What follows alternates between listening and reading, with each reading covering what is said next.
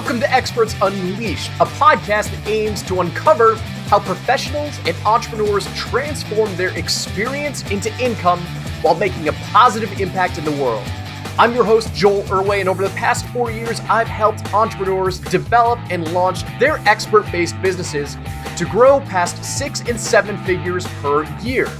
Now, a professional expert serves their community through paid training, education, or service, and this podcast will show you how to design and execute your plan to become a 6 or 7 figure expert without a big team. So, let's get started. What's up, experts? It's Joel here, and welcome to another episode of Experts Unleashed. Guys, you are in for a special treat today. I just got off my interview with the wonderful, the smart, the intelligent, extremely brilliant, all-encompassing Nic Peterson. Now, this guy has an incredible story, and it's a rather long interview, but it's well worth the listen. I wanted to talk to Nic because he has been able to morph his expertise and his success into multiple different niches and markets. And I think a lot of us as entrepreneurs and as experts and as, freelancers, we have lots and lots and lots of ideas, and we don't want to be nailed down into one thing. And so when I hopped on the call with Nic, my whole intention was to interview him about how he has been able to do these different types of pivots. And so you're going to love this interview with Nic. What you will understand is that we don't have to head in one direction. Opportunity is all around us. And as long as we can be just 2 steps ahead of the people that we're helping, there's value in what we're doing. Now, we also had some technical issues, technical difficulties. So the audio quality might be a little choppy towards the middle of this interview. So if you hear something funky or if it sounds different, just bear with us. But anyway, I know our editing team is going to make this sound amazing. So without further ado, let's get into today's episode. Nic, welcome to the show, man. Man, stoked to be here. Happy to finally get to talk to you, have a conversation, because we've been going back and forth on the Facebook for a while. So for those of you who are watching the video portion of this podcast, Nic hardly fits on the video screen. He's literally the full the full camera width. So he's a big dude, and I'm excited to finally chat with you, man. I mean, like I said, we've chatted virtually for a while, but this is going to be a fun conversation. We're going to jam, and we are going to just have a lot of fun. Yeah, man, I'm looking for it. I really just have a tiny camera, and I sit in a tiny room to just make me look. So this is my podcast room. Everything's just a little bit smaller, just for the relative change, right? Yep. Everything's in relative, right? It's theory of relativity. So if you're listening right now, I want you to understand what I know about Nic today. So in the mutual groups that we hang out, Nic is somebody that is looked upon for influence and sharing his expertise in I shouldn't say lots of different expertise, but we're going to talk during our pre-interview, we talked about something that was really important, which is becoming the perpetual student and just kind of enjoying what you love to do, or enjoying the teaching element. So when I was following Nic on social media, he puts out these great posts. I first started following Nic because he was a specialist in dietetics. So I viewed Nic as this health expert, meaning, okay, great. He can get me healthy. He can help me lose weight, whatever his program is. That's what I knew him for. But then he started posting other things that were more about mindset, more about business. And I started to get confused. Full transparency, I started to get confused as dude, Nic, what do you do? Right? So that's what I know about Nic right now. He's a superstar. He's super intelligent. And I want him to take us back to the journey stage. That's what Experts Unleashed is all about. Take us back to the point where, okay, I had this grand plan. I wanted to play in the NFL. Obviously, that's not what we're doing today. And all of us have these pivot points, but I want to take us back to that beginning stages of okay, back in 2009, right? What's going on in the world of Nic Peterson in 2009 when you started this professional journey? Oh man. First of all, I'll tell you the number of people that get on the phone with me and they're like, I don't know what you do, but I feel like I need to give you money is astonishing. So like some people come in through they just come in through different areas. Just, I don't know what you do anymore, but can I give you money? Yeah. 2009 was the summer before and the summer after my freshman year in college. I had decided, hey, there's one thing I'm good at, and that is playing football. Never mind that, I'm 170 pounds. I'll figure that out later. But I can do this. Like, if I just show up every day and go through this process, I might not be the best now, but I just keep getting better. And that's kind of like, you do the math, and 4 years from now, I'll be pretty damn good. And so that was my goal, because it was the low-hanging fruit, right? And so I sought out Joe DeFranco, who is a expert in New Jersey, who does NFL combine training and stuff. And I spent maybe an entire month there in New Jersey, just working with athletes and training, and great atmosphere, killer atmosphere. And then going back to school and practicing and playing football just wasn't really that appealing to me. And I realized I enjoyed the process of getting better every day, maybe for my own, like my own insecurities and whatever, like building my own body, I enjoyed more than going out and playing sports. And so when I realized that, I said, hey, I'm going to pivot, and I think I want to open my own place like this. And that is actually after my freshman year at Eastern Washington University. I moved to Boca Raton, Florida, and started school at FAU and opened a gym. Tell me about what it was like the month that you were at the combine. I want to start there.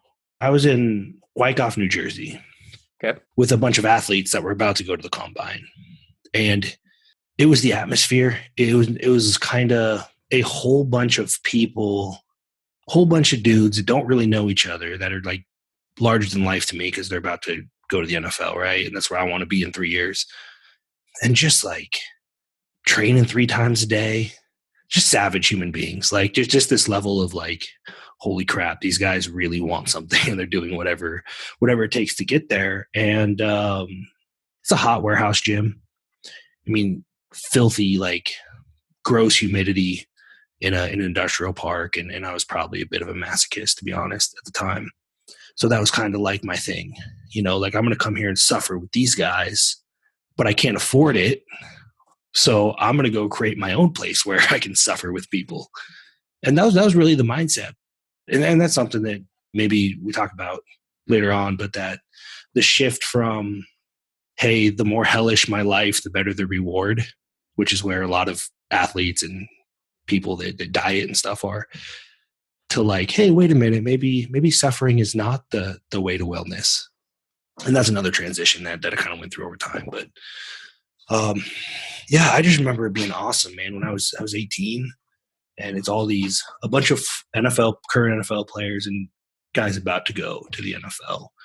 We're just getting after it. I would just sit in the gym for hours and just watch. Like the whole process fascinates me. So it was a month-long program, right? Yeah. Well, they go week to week. I had planned on just staying indefinitely, and it just, stuff came up. I had to go back home, yada, yada, yada. Yeah.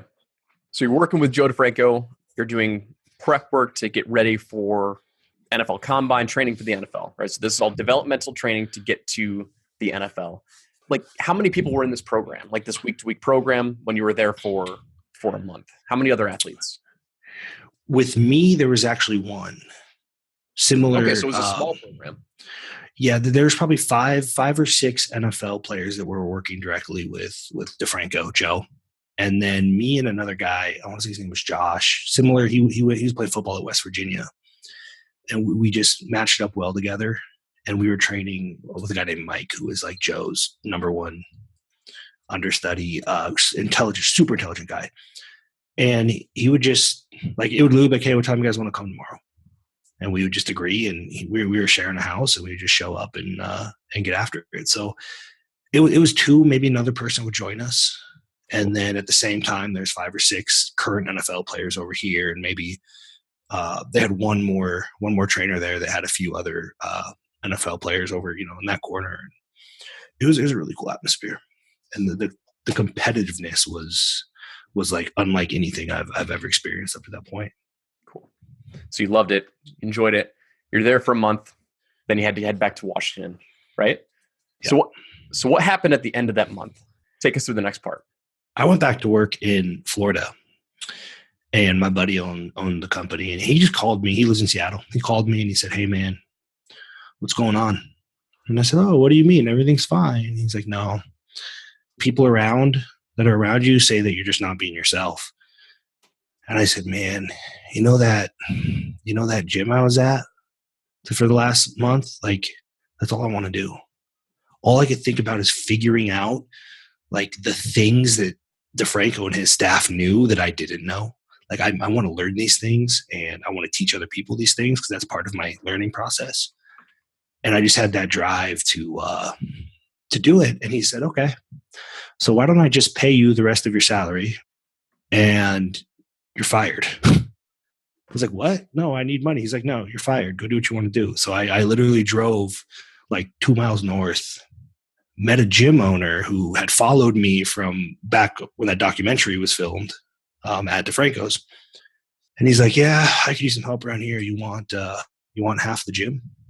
And he gave me half the gym. And that's how I ended up as a gym owner the first time. I don't think we talked about this. So there was, while you were at Joe DeFranco's, the NFL Combine, there was a documentary being filmed and you just happened to be there, right?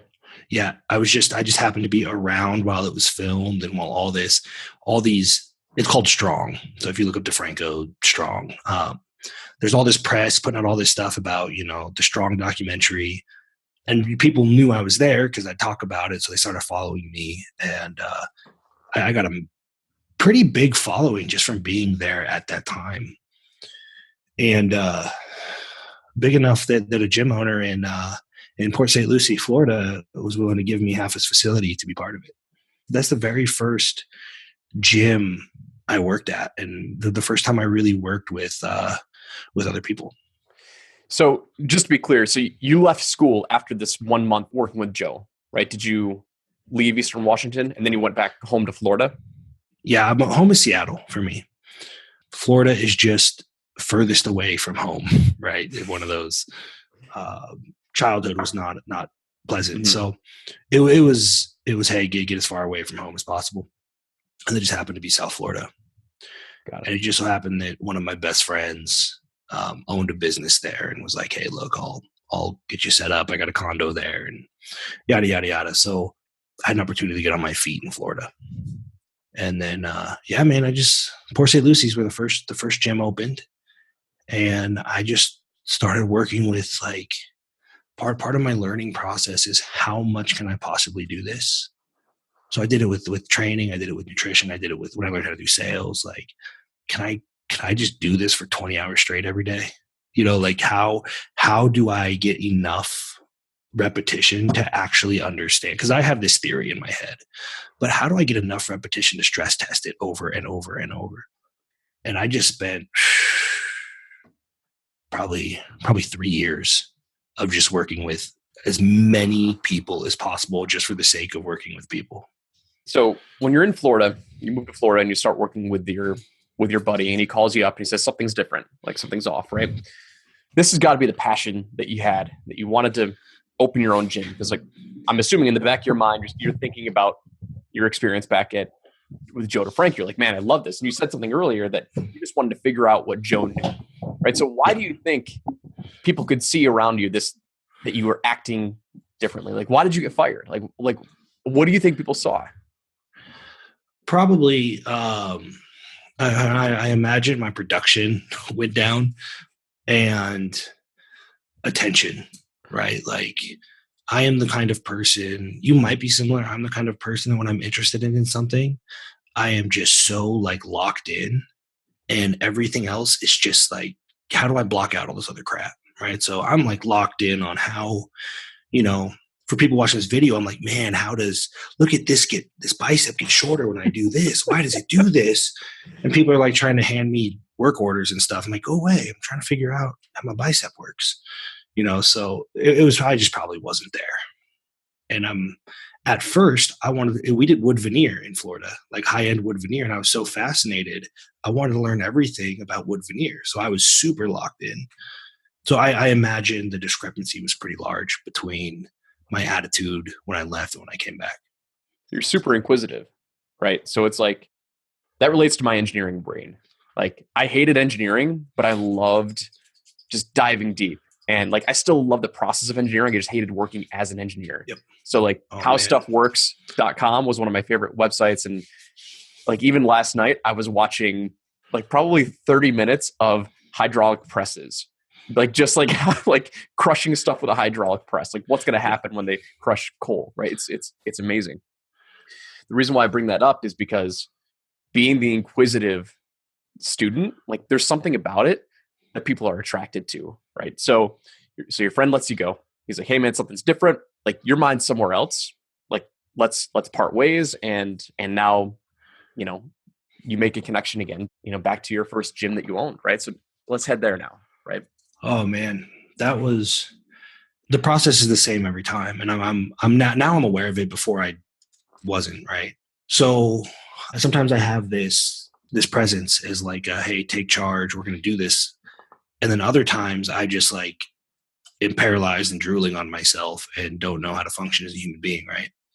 And I realize there's a process of, when I go into something new, I observe so deeply that I just forget, like, I don't even think about myself. So like, I'm like stumbling over myself. And so I went to Florida and he said, hey, here's half my gym. And I think he thought I was going to go in and just like rock it. And instead I just sat in the corner and like drooled on myself, observing, right? Because this is general population. These weren't athletes. And I was listening to language. I'm watching their bodies move, and I'm seeing, like, I'm huge on like the critical point analysis. Like, I'm watching, like, why are you teaching them this when this would have such a bigger impact for them right now? Like, this is a higher leverage thing. So I probably spent 3 months of just observing. And then as soon as I started getting active, pretty much just took over the whole gym, you know. And he was kind of like, hey, I'm done with this. I don't want to do this anymore. So I moved up a couple hours north into Fort Pierce, and most of them just came with me. And then I had my own. That was the first Relentless. But that was that, man. It was just a period of, you know, being curious, observing, and then a period of asking questions, and then learning the rules, and then a period of, you know, I think I can do this better, so I'm going to make my own rules. And like you, once I figured it out, I had no interest in ever doing it anymore. Like, all right, because it's not a challenge anymore, right? And that's, I gave away a few businesses before I learned how to like systemize, create SOPs, delegate, and hire, right? Because I was like, I don't want to do this anymore. I just walk away, and people are like, what are you doing? Yeah, I learned what I wanted to learn. I'm gonna go learn something else now. We're good at doing the hard part, which is launching, right? Yeah, but then we're also good at walking away. I want to talk about something with your first gyms, like, because this is all about expertise, right? Mm-hmm. Like how people like figured out that, maybe not even figured out that, like, oh, I've got something here, but like, why did this person who you met through this documentary process, like, why did he choose you? Like, why do you think he chose you to be like, yeah, I want to partner up with you and give you half of my business? That's a big freaking ask. Like, that's a huge commitment. Why do you think that happened? Maybe you know, or maybe you're just observing. You know, I'm still kind of trying to figure that out, because within the last week, I've had 2 or 3 people just say, offer to give me half the business to be involved. So I'm not sure if it has more to do with a skill set that I have, or a skill set that maybe he was perceiving that he lacked. But I think at some point, when you're an expert and you have this expertise, and he was really good at what he did, but there's this base knowledge disconnect, right? So like, he had a hard time communicating with his clients, and I'm really, really good at bridging that gap. And so a lot of times it's, you say the same thing that I'm saying, but those people are listening to you. What the hell? And that's just because I'm good at reasoning from the ground up. But I reason from your ground up, not mine. Because mine, like, my best friend's a Ph.D. in metabolic chemistry. What he thinks is the ground is still more complicated than any of us will ever really understand, right? So that's probably the biggest skill set, is like, I have partnered with PhDs in metabolic chemistry, medical doctors, people that maybe don't recognize that base knowledge disconnect, or just have a hard time meeting people where they're at. And they recognize that that's important skill and they don't have it. The next shift, right? First gym, Yeah. You observed for 3 months. Then you basically took over and you're like, hey, cool, I'm done with this. I'm going to go to a different spot in Florida and do the same thing, right? You just you just needed to change in your life. I mean, what sparked that? Yeah, it was just actually the original gym closed because the owner said, I don't want to do this. And I was just going to go do something else because I'm just so happy just exploring things. And a few of the clients of the old gym said, no, you're not going anywhere. We found you a spot. It's in Fort Pierce. It's like 10 minutes away. Okay. So that was that. And then, and I don't know if you know this, but anybody listening that knows, any gym owners knows that most of us are poor. And then the next shift was really, I went through some like high level strongman, high level power lifter. Like I did a lot of just different sports because the masochist in me, I guess. And once all my body parts ripped off and like stopped working, I said, I'm tired of being poor. So my next shift was, how do I actually become a wealthy gym owner? Because they are so few and far between. And that's where I probably delved into the next skill set, right? Because at this point, I was tired of training people. I already figured it out.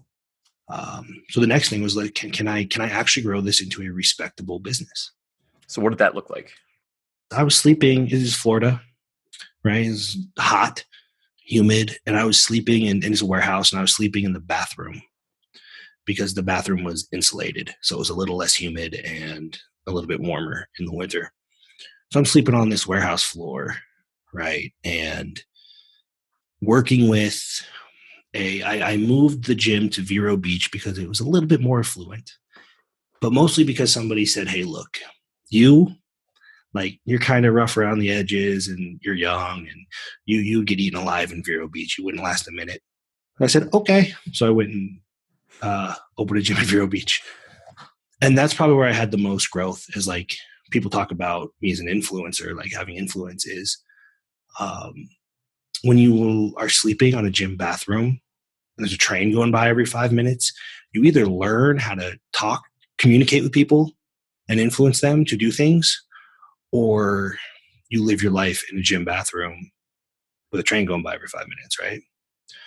So beautiful thing, no internet, no TV, nothing to do but just read and think. And I just started reading and like about like as simple as how to win friends and influence people, the compound effect, whatever, generic self-help things people put out.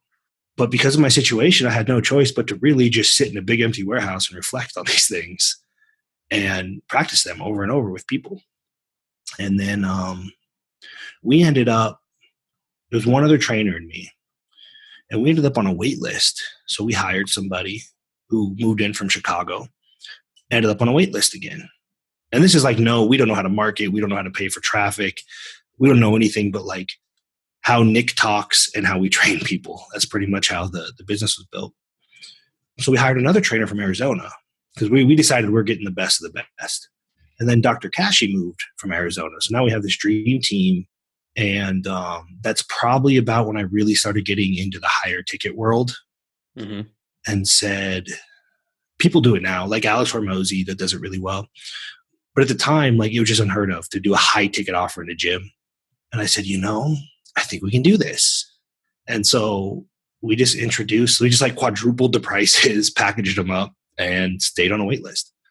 And that was really where I honed the influence and the sales is just working with these people in Vero.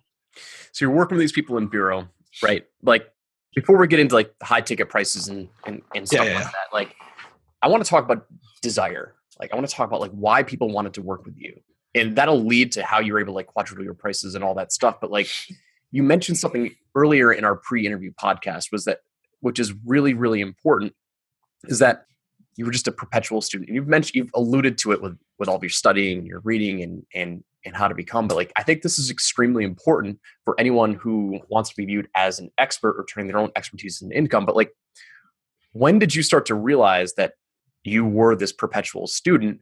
And when did you realize that people would pay you to learn? Because that's essentially how I view it. It's like they're paying you to teach them. It's just to be that ultimate researcher. Like, how did you discover that?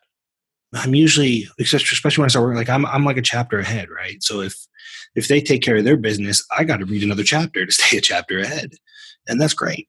I would say, like, as far as the desire or wanting to work with me or with us is the multi-disciplinary approach. Because I mean, these are people that they're affluent. They've had personal trainers their whole entire lives. Their whole families have personal trainers. And personal trainers, along with probably any other expert, I'm sure you run into it a lot, run into that, what Charlie Munger calls the man with the hammer syndrome. You know, to the man with the hammer, everything's a nail. Mm-hmm. And we don't operate that way. We take in a lot of different information and synthesize it and approach things from different angles. And once people realize that, there's just no other option for them. We have people that have at RD too now that, like, their car breaks down and they just don't get it fixed because they rather make sure they can stay part of our program. And that's really, like, probably in the process of the influence, like really trying to get to influence people and move people and say, hey, can I get people to do what's best for them without telling them, hey, this is best for you? Mm-hmm. And so, you know, I'm reading, I'm taking notes, I'm writing about it. So I recontextualize each time. And then I'm going to the gym and I'm talking to 8 people, you know, one every hour for 8 hours straight. I'm doing it again and again and again. I realize, like, I am learning so fast because I have the opportunity to talk to people. And I've pretty much every business I've run that way. Like, I did for RD, when we started doing sales, I probably did 60 calls a week or 60 calls a month, for 3 months. Just everybody I could talk to, bad applications, no applications. It didn't matter. Like, let me talk to this person. Let me see if I can influence them. Let me see if I can get them to realize something about themselves that they, Mm-hmm. but that's all learning for me. It's not a manipulative or like, it's how can I learn how to do this? How can I develop this skill? And then that's probably realized that about right when the Relentless and Vero started growing pretty rapidly, because it gave me an opportunity to actually work with new people. What is Relentless all about? So tell us, like, that program. Like, anyone who views you as an expert inside of this program, what are they looking to achieve and what are they looking to learn? Honestly, with both, so the gym and dietetics, they're both called Relentless, completely different. But in both, it's recontextualizing what they're asking for, right? Because, like, I would do anything to look like this supermodel. That's what they come in there and say, right? But you won't do anything. You won't spend less time with your kids, I hope. You won't do this. So let's reset. What are the brackets? Like, it's kind of like bowling. Like, let's put up the bumpers. And as long as you stay within those bumpers, you're not going backwards. And then obviously the more dialed in we are, the better you do. But if we can set up the appropriate brackets, because when you say, I will do anything to do X, Y, Z, you're lying, first of all. And second of all, we're going to develop a program that does not deliver the quality of life you want, right? So a lot of it is, let's figure out what matters and what doesn't matter. And let's reset your expectations. Because we used to have women that come in and say, I want to work out 6 days a week. I would say, cool. What do you do now? Oh, I've never worked out before.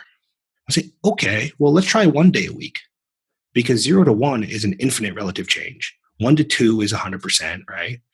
So let's start that way. And I have husbands that come in all the time, like, wow, thank you for explaining that to my wife, because she's ended her extreme, like, yo-yo dieting and exercise and stuff like that just by managing expectation. So one of the conversations we have is like, oh my gosh, I really got to find a way to get another day in the gym. Maybe I can get a babysitter. And, we're like, no. Don't neglect your children. Go for a walk with your kids. Like ride your bike with the kids. Like it's giving them a new perspective on what health and wellness really is. And once you have those brackets, you have like, these are the brackets that I need to I need to spend some time with my kids. I need time for myself. I need to go out and have a beer every now and then. You can make any decision you make within those brackets. It might not be ideal, but it's not wrong. Mm-hmm. And when you give like wealthy type A adults that kind of control, it's invaluable for them. So it's just helping them realize what's important and what's not. And we just do it in the context of first training and then food. I do it in business too. When people come to me about business, it's just cognitive behavior therapy. So let's talk about now. I want to talk about the transition. Like, hey, listen, people really view you. You've become this perpetual student. You've learned the art of influence, whether you realize it or not. I want to talk about now, like everything that you've done in your journey of going from NFL to the gyms down in Florida to getting to the next gym, and then going from the lower ticket stuff to the high ticket stuff. Like, I want to talk about that gap right there. So, like, what were people paying for the low ticket membership stuff? And because you said earlier in our conversation, that was the next big shift that you had to master, right? Yeah, we were charging like $15 per session. Mm-hmm. When we first like got up to the point where we were on a wait list. That was really like maybe $20. And how long was the session? An hour. Oh. Yeah, it just when that's what you're a personal trainer and you grew up this way, and if all you have is a hammer, everything's a nail kind of thing, right? So that is just what seemed right at the time. Okay, so what made you say, okay, I'm going to quadruple my prices, or I'm going to do something completely different? It was a slow process. And it's that multi-disciplinary thing again, right? Like I'm watching what other people are doing in other programs and other industries and realizing like, wait a minute, we can get creative. We can sell things differently. We can package up X amount of dollars per month instead of per session, and just understanding the concept of what are we really delivering? Are we delivering an hour of our time, or are we giving them a better life? Mm-hmm. And it turns out people pay a lot more for a better life than they will for an hour of my time. So it was just that discovery process. I think it's taught in, high ticket programs. We just had never been exposed to that kind of stuff. So it was we definitely took the long way to raising the prices. Like get on a wait list, inch the price up a little bit. Get on a wait list, inch the price up a little bit. And it wasn't until I actually got into a high ticket environment. There's actually a mastermind that I think we were both in at one point, mm-hmm. that I just said, you know what, I'm going to use this kind of language and we're just going to like rip the Band-Aid off. We're charging what we wanted to charge in 5 years from now. We're just going to do that tomorrow. And, like the sign up rate did not drop down at all. So what were you charging now? So from $20 an hour or so to like, what was that jump? It would be closer to 120. Yeah. So you 6x your price. Oh yeah. So like, why were people okay? I mean, you said that they wanted a better life, but ultimately it comes down to like, especially when you're selling yourself, it comes down to who is the person that they're learning from, right? Who is the person that is giving me that transformation? Like, why were people okay with paying that new rate working with you?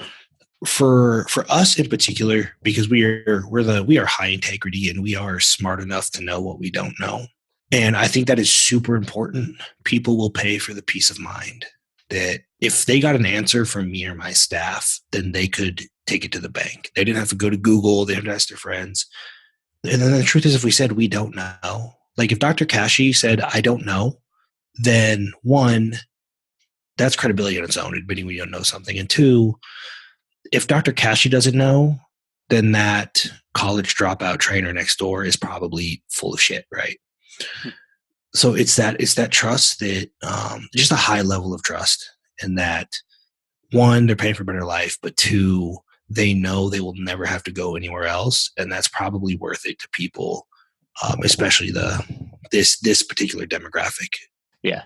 Trust is huge in becoming an expert and charging what you're worth. And I think people underestimate how much trust that they need to build with their audience and with their prospects and with the group that they want to work with. And I think that's absolutely critical. All right, man. So let's I want to wrap this up real quick, but before I do, like, you have an incredible journey of repetitive behavior that continuously leads to success. Meaning this whole journey of like becoming, the dream of becoming the NFL, the NFL player and learning from the best and always being and ultimately discovering they just need to be 1 or 2 steps or 3 steps ahead of the person that you're working with. Like, why do you think people come to you now for things outside of health and wellness? Trust. Because I think people know I am either one chapter ahead of them and I can help them take the next step, or I will be completely transparent and saying, I just don't know, but this person does. I am probably most well known for you think like the swelling tide raises all ships kind of thing. Mm-hmm. I'm probably most well known for building up other experts because they just know better than I do. And I think people are comfortable knowing that I'll say, hey, no. Like you want this done. I am not the right person, but you need to speak to my buddy Joel. And when people trust you to do that, the number of people that come to me it's a lot. What is your interpretation of the swelling tide raises all ships, that quote? I really do think it's almost like a zero-sum thing, right? Like I say that swelling tide raises all ships. Maybe it does, maybe it doesn't. But I know that me trying to do something I'm not qualified to do doesn't help anybody. Mm-hmm. So the likelihood that everybody benefits, if somebody says, hey, can you help me, write this copy? Like I love copywriting for myself, but I don't want to do it for anybody else. Hey, I'll pay you to write my copy. I'm going to say, no. You need to go see this guy and just pay him whatever he asks. It's worth it. And that is the best possible scenario, whether they do or don't. But me trying to take money for something that I don't really do, or I'm not comfortable writing somebody else's copy because I'm not an expert like that, is probably the worst possible outcome. So I just think of it that way. Is that what is the best chance that everybody benefits? And that's probably the what I'm going to recommend. So now you've gotten to a point where you've had success in your gyms, you've had success with Relentless dietetics, and because you are this perpetual student, continuously learning the next skill, you learned the art of raising your prices, you learned the art of marketing, you learned the art of building groups and blogging, which we didn't even talk about earlier, but just writing and connecting with your audience. I mean, it naturally, from what I've found, it just naturally attracts more and more people. And you don't need to be the best at marketing. You don't need to be the best at anything else, but sharing your message. And I think continuously learning and expanding your horizons only naturally connects you to other people who can leverage what your expertise is and leverage what you're great in. Yeah, I'll say this too. When I say master, I mean to the point of practical application. I learn how to do things. Mm-hmm. I might not know the granular details. I might not be able to teach somebody else, but I know how to do things. That's what I want to learn. And when you understand the fundamentals, which are actually, people think fundamentals mean easy. The fundamentals are usually more complicated. But when you learn multiple disciplines, your BS meter is really, really, really sensitive. Mm-hmm. And that also attracts people. If you're the kind of person that can sniff out BS because you understand all of these mental models from multiple disciplines, it's a trust thing as well. So one of the big benefits of learning all these things and mastering all these things is that it becomes really easy to detect when something doesn't make sense. So what I take from that statement, so I've thought about that for a very, very long time. In my mind, it's reframed as something differently, but it comes back to, like, if you're continuously learning and you're learning through multiple disciplines, you'll realize that so many things are related and applicable just in different markets. To me, it's like strategy versus tactics. And I used to be all in on the tactics. I used to be like, oh yes, I need to learn how to publish on Facebook and write this ad and all this other stuff. And like, that's going to be the key to my success. And as I kept reading and I kept learning other things, and it's like, the strategy is way more important than the tactics. So when somebody comes to me and says, this is the tactic that's going to, that is going to solve your current problem, get you to the goal, that's when the BS meter goes up. And I think that's why I've become so sensitive to the BS meter. It's because, okay, listen, yeah, a tactic might be temporary success, but like I'm more interested in the overall strategic outcome of like what we're doing here. So I completely agree with that statement. That's how I would interpret that. Yeah, that's right on. I mean, I go on forever about it. I don't want to take too much of your time, but that's really like you just learn. Charlie Munger has checklists. I call them filters. You just develop filters and you run things through filters. And when people, it makes it really easy, back to the influence, it makes it really easy for people to just come to me and say, hey, Nick, what do you think about this? And usually I say, well, what's the context? Because that's a really bad question. But then we have a conversation and we can kind of filter whatever is being said, whatever the numbers are, whatever the consequences are. And so a lot of people come to me just as their like secondary decision maker. But that's just from open-mindedly learning about things that are seemingly completely unrelated. Awesome, man. So I want to end with this question, right? So we're talking about the journey, right? We're talking about always being 2 or 3 steps ahead of whoever we're leading right now with our customers or our prospects or our audience, right? It's like, what are the next steps for you? Like, what are you reading right now to take the next 2 or 3 steps? Oh man, I hate people ask what I'm reading because it's always goofy stuff. Well, then not what are you reading, but like, where are you going next, right? Because you've mastered, the marketing and the business side. Like, are you still learning more on the marketing of your business, or have you set your sights on something else? Back to the swelling tide, right? It depends on who is in my circle. My best friend is a Ph.D. in metabolic chemistry. So it stands to reason I probably don't need to get a Ph.D. in chemistry because I can just ask him. So right now there are so many phenomenal marketers that are deep diving into like the granular. It would be a bit redundant, like, partners and people I'm close with, it would be redundant for me to do the same. So that's kind of how I decide, like, what do I need to know in life to improve my life?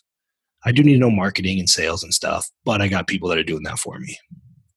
So right now it's an awareness thing. How do I become more aware? Empathy would be another good word for it, of where other people are. And how do I accept where they are? And instead of judge and moralize about it, how do I, 1, accept it, and 2, help graduate them to the point where they can make better decisions for themselves? And that's really, there's just nobody else is doing it. The marketing, the sales, you and I both know plenty of people that are so good at it that pragmatically it makes more sense for me to just say, hey, you want to do this for me? If it was that important. And so I'm really deep diving just into psychology and how people are. And it's a big stress reliever too, because it's so much easier to accept that people are the way they are than like get pissed off and judge them and moralize about it. So that's what I'm doing now. But the long term is continue learning stuff, developing programs to help people, and then delegating and hiring people that can get more granular. And then I just go play with other stuff. Love it, dude. Man, Nick, this is an awesome conversation. I love talking about journeys. Like, I love talking about like how people think during each step of the process, right? And so when we started and you were talking about, I spent a month with the guys who were helping me prep for the NFL Combine, and that gave you a huge pivot shift into like how those athletes train and how they think, and then that shifted everything with your whole trajectory on life and the whole steps of getting to the gym, and then doing Relentless dietetics, and then doing what you're doing now.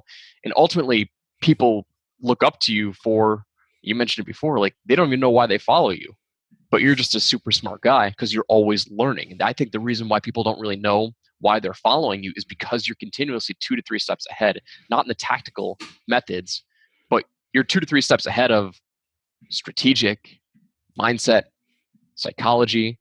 You're part of this circle that, okay, you surround yourself with, people who are kind of like where you are right now, but you're constantly like sprinting 2 or 3 steps ahead in your pace. So now you're talking about psychology. Now you're talking about mindset. Now you're talking about strategic shifts.